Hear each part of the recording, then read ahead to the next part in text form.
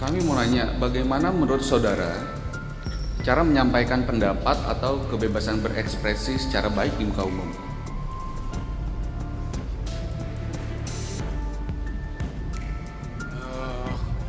Saudara nggak tahu caranya, sehingga mesti tanya ke saya. Coba Saudara kan, pertanyaan. ya dijawab aja. Kan saudara kan ahli kan? Ibu.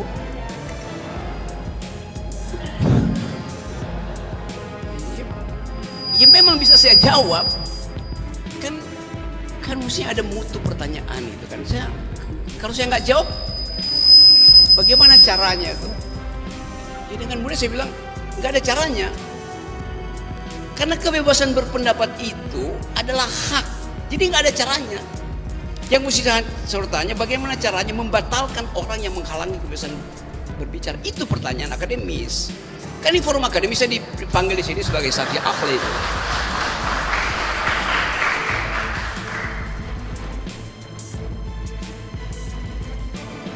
Apakah kebebasan berekspresi itu bersifat absolut menurut saudara? Tadi saya terangkan tadi barusan, ya supaya pertanyaan nggak diulang. Dia tidak absolut bila ucapan saudara itu tiba bersamaan dengan telunjuk saudara ke hidung orang yang saudara kritik. Di situ dia tidak absolut. Langkah kedua dari berbicara karena berpikir. Jadi yang absolut adalah kebebasan berpikir, bukan kebebasan berbicara. Itu masalahnya. Maaf ya, karena ada adsen ya.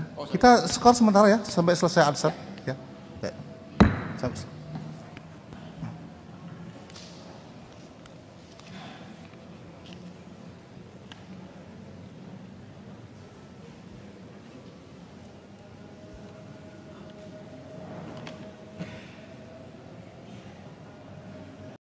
Ya itu, jadi begini nih, cara bertanya begini nih. Yang absolut itu adalah kebebasan berpikir. Kenapa dia absolut? Ya karena dia statusnya ada pikiran. Begitu diekspresikan, ada alat-alat ekspresi, artikulasi saya, mulut saya, jenis bahasa yang saya pakai, itu menimbulkan kontroversi itu. Jadi mestinya Anda tanya, apakah kebebasan berpikir itu absolut? Nah, itu pertanyaan epistemik gitu.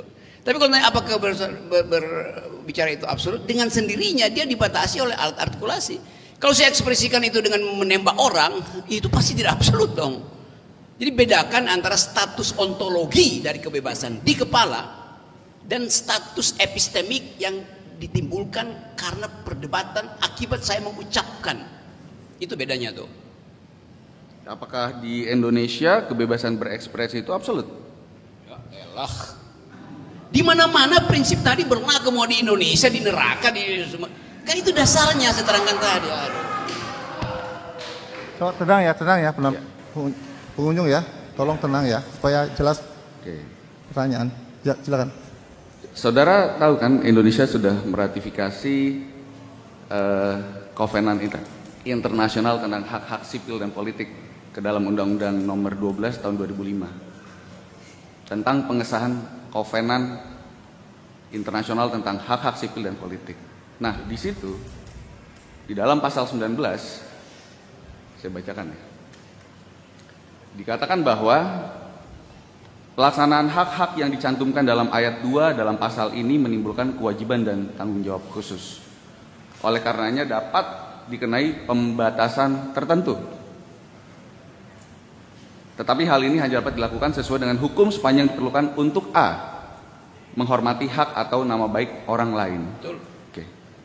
Nah, bagaimana jika kebebasan berekspresi itu tidak menghargai hak ataupun nama baik orang lain? Apakah itu absolut? Memang itu yang dimaksud. Tapi Kovenan itu juga memperhatikan hak publik untuk mengkritik yang orang lain dalam jabatan publik. Kan kondisionalnya di situ kan. Jadi kenapa Kovenan itu dimunculkan? Untuk membedakan orang lain, person in law yang statusnya adalah orang dan yang statusnya adalah lembaga. Jadi pejabat publik itu bukan orang, dia itu lembaga. Itu maksud dari pasal itu. Kan ini perdebatan dari tahun 66 kan.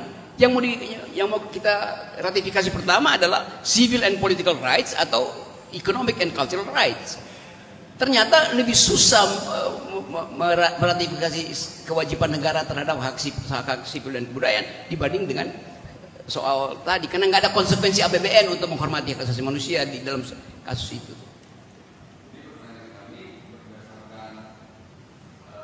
Kovenan yang telah diratifikasi oleh pemerintah RI nomor 12 tahun 2005 dikaitkan dengan kebebasan berekspresi absolut.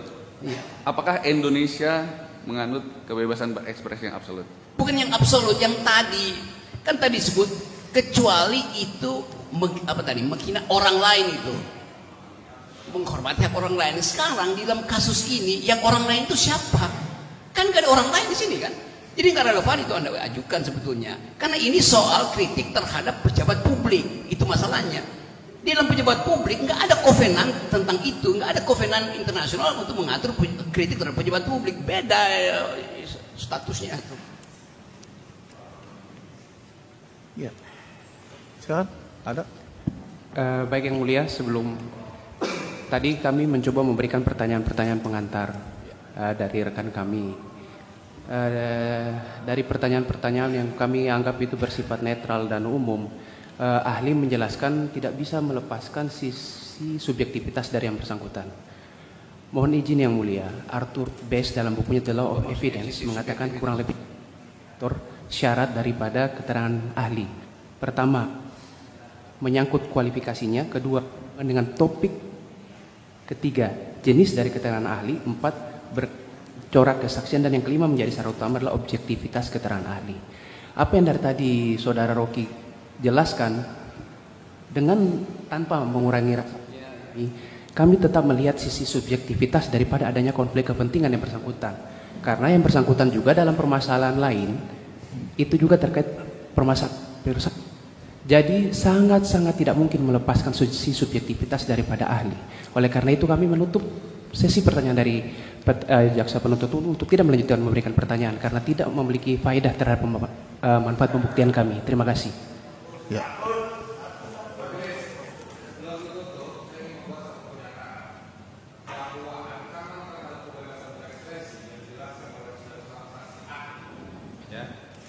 Ancaman terhadap kebebasan berekspresi sebagaimana dijelaskan oleh saudara saksi ahli dalam beberapa tahun terakhir selalu diadili oleh jaksa penuntut umum.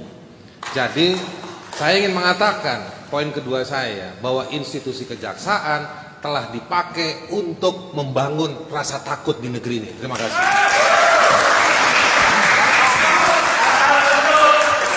Baik. Begini ya, saudara.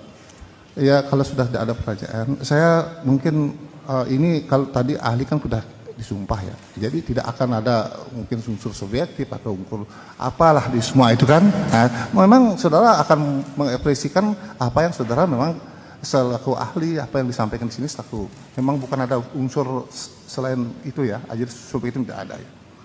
Nah, cuman ya tadi sudah banyak juga dijelaskan ya saudara ahli. Tentunya kami secara umum saja. Mungkin tadi sudah menjelaskan saudara ahli. Saya coba menanyakan pendapat ahli ya. Apa yang dimaksud dengan kebebasan berekspresi itu apa sebetulnya? Hakikinya itu aja. Itu apa sebetulnya itu? Kebebasan berekspresi itu apa? Pengertian. Itu pertanyaan yang akan membatalkan keberatan jaksa tadi. Kenapa? Karena kebebasan berekspresi itu subjektivisme seseorang itu. Jadi memang you nggak bisa bedain subjektivitas atau subjektivisme itu. Yang mana yang Anda maksud tadi itu? Kan ekspresi saya adalah hasil subjektivisme saya sebagai subjek yang otonom itu.